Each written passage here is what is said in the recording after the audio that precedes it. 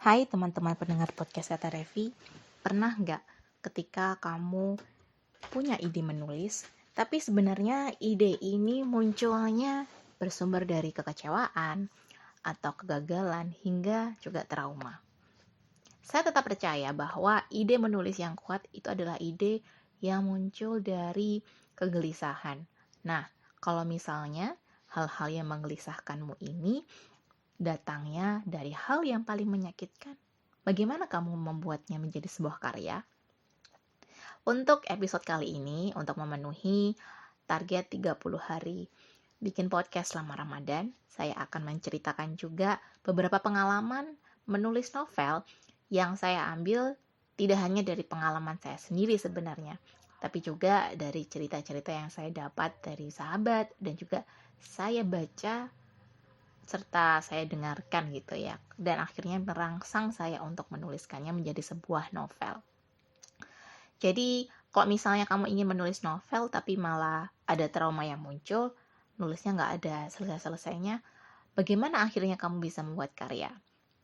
Nah, di sini saya tidak memberikan sebuah solusi, tapi saya akan menceritakan proses saya ketika menulis sebuah karya.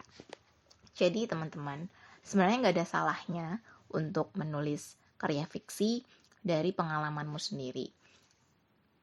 Bahkan saya juga pernah membaca sebuah quote gitu ya. The best art comes from the great pain. Jadi sebuah karya seni yang bagus atau terbaik itu muncul gitu ya, atau lahir dari luka yang paling dalam atau luka yang paling hebat. Saya percaya bahwa banyak sekali juga para pencipta lagu, kemudian pelukis atau seniman apapun. Penulis itu juga termasuk seniman ya, cuma jalurnya adalah jalur tulisan gitu, terutama penulis novel. Itu tidak hanya berdasarkan dari ide-ide yang ya mungkin ini menarik kalau saya tulis, nggak seperti itu. Kebanyakan awal-awal penulis novel itu membuat karya biasanya muncul dari sebuah hal yang menggelitik dia sudah lama sekali, meresap di pikiran dan mengganggu hatinya gitu ya, meresahkan intinya. Baru bisa menjadi sebuah karya yang menarik. Hambatan pertama seorang penulis ketika dia ingin menuliskan novel berdasarkan luka atau pengalaman yang pahit dari masa lalunya, yaitu munculnya respons negatif dari pikiran dan juga tubuh. Biasanya nih, kalau yang dari tubuh itu kita sebut dengan psikosomatis. Entah itu mungkin asam lambungnya naik, jantung terasa berdebar, tubuh rasanya menggigil, dan lain-lain. Itu adalah sebuah respons otomatis dan sangat wajar ketika sebuah pengalaman buruk itu menyisakan luka batin ya, lebih tepatnya luka batin yang sangat-sangat dalam. Luka fisik itu lebih cepat prosesnya daripada luka batin. Berhubung saya juga seorang mindset shifting mentor yang juga sudah certified sebagai seorang life coach di Transformation Academy, jadi saya bisa menyisipkan beberapa hal gitu ya di dalam episode kali ini. Saya sendiri juga pernah gitu menuliskan cerita berdasarkan pengalaman atau luka yang saya buat. Cuma pembaca kan nggak ngerti kan, karena memang pengalaman pribadi itu nggak pernah saya share gitu di media sosial.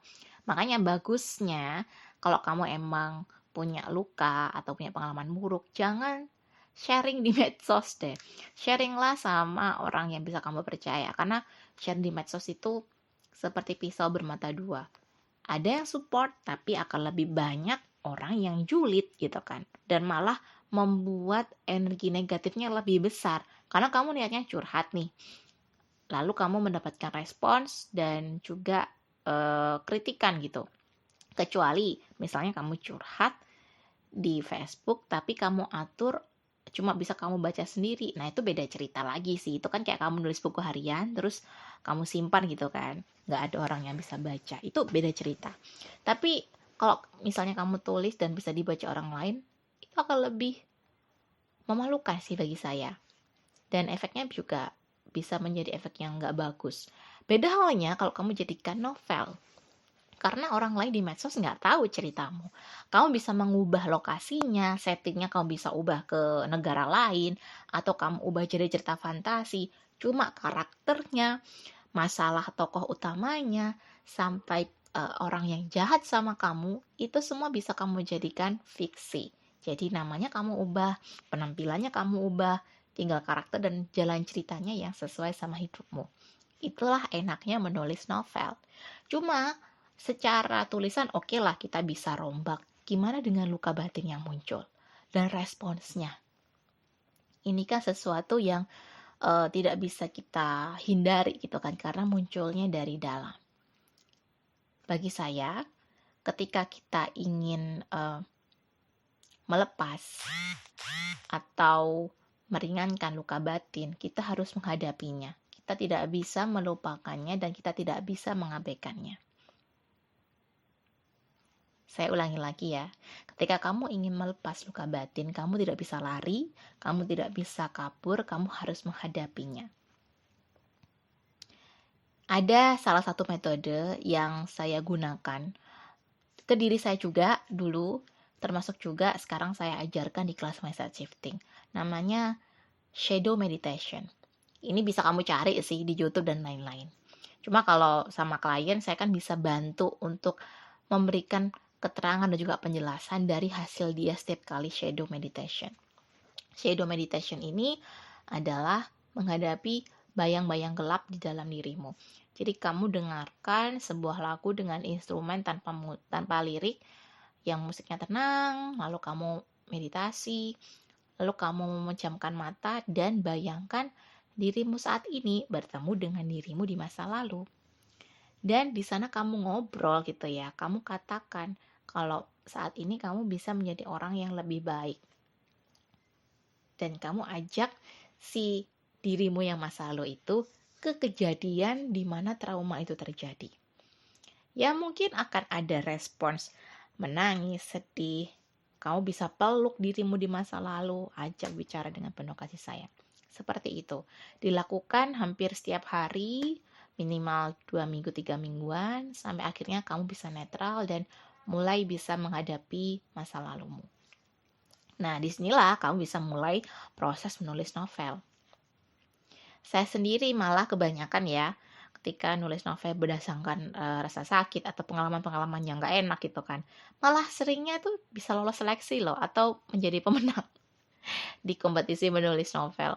Jadi bagi saya sih, ternyata memang ada benernya sih quote yang mengatakan bahwa karya seni yang terbaik itu bisa muncul karena luka yang sangat dalam atau sangat hebat. Buat teman-teman yang sekarang ingin menuliskan novel dari pengalaman-pengalaman yang tidak menyenangkan, sebelum menulis kamu bisa mulai menghadapi dengan shadow meditation tadi. Jangan melarikan diri dan jangan berharap dengan kamu menulis novel maka lukamu akan sembuh. Enggak, itu semua butuh proses, apalagi kalau sudah belasan tahun gitu ya. Misalnya kamu mengalaminya sejak kecil, pasti akan ada residu-residu yang akan kamu rasakan gitu. Tapi menariknya nih, kalau kamu jadi penulis novel, lalu karyamu itu dibaca orang lain, dan bisa jadi pengalaman itu dialami orang lain, kamu bisa menjangkau orang-orang yang punya pengalaman sama sepertimu. Cuma mereka, kalau kamu tanya ya kamu jawab aja, Kak ini pengalaman pribadi. Oh enggak, dari pengalaman teman, saya juga pernah dengar. Kita berhak kok untuk nggak menceritakan kalau itu bukan pengalaman kita. Karena namanya novel itu kan karya fiksi. Ada tekniknya. Ketika saya ngajarin nulis novel, walaupun itu pengalaman sendiri, kadang-kadang ceritanya itu jadi nggak menarik. Karena logika ceritanya dan juga dinamika ceritanya itu nggak ada emosinya gitu. Karena cuma kayak cerita sehari-hari. Tapi dengan teknik dan juga bumbu, sehingga mungkin 80% ceritamu, 20%-nya adalah unsur fiksinya, supaya lebih menarik buat pembaca. Jadi 100% jadi karya fiksi. Kalau misalnya kamu nggak jadi novel, ya jadilah pengalaman biografi. Itu bukan karya novel, bukan cerita fiksi. Sudah nggak ada bumbunya kan. Nah, jadi buat teman-teman yang pengen menulis novel dan berdasarkan true story, tapi masih takut karena ada respons luka dan lain-lain, saya saranin menulislah, tapi juga sekaligus berproseslah untuk menghadapi luka itu. Dan jangan khawatir, selama kamu bisa menjaga gitu ya, kamu nggak curhat sembarangan di medsos, setiap kali ada masalah kamu curhat, rahasiamu untuk menghasilkan karya ini juga akan terjaga gitu, terlindungi. Orang mungkin cuma yang tahu kalau ini ceritamu bisa aja dari orang-orang yang terdekatmu aja. Selebihnya ya kamu bisa bilang kalau ini inspirasinya dari mana aja, dan bisa aja dari dirimu kan. Jadi diplomatis aja kalau ditanyain. Lukamu kamu hadapi, semakin berkurang sakitnya, lalu kamu juga dapat duit karena bukumu dijual, sekaligus juga namamu sebagai penulis dan brandingnya semakin meningkat. Ya kalau dengan luka itu kamu bisa bertambah keren, it's better daripada jadi bitter di medsos. Nah, gimana nih teman-teman? Udah tertarik buat menulis novel? Kalau kamu memang ada yang ingin ditanyain soal kepenulisan dan juga mindset, kamu bisa tanya lewat DM Instagram Kata Revi ke @ata_rffi.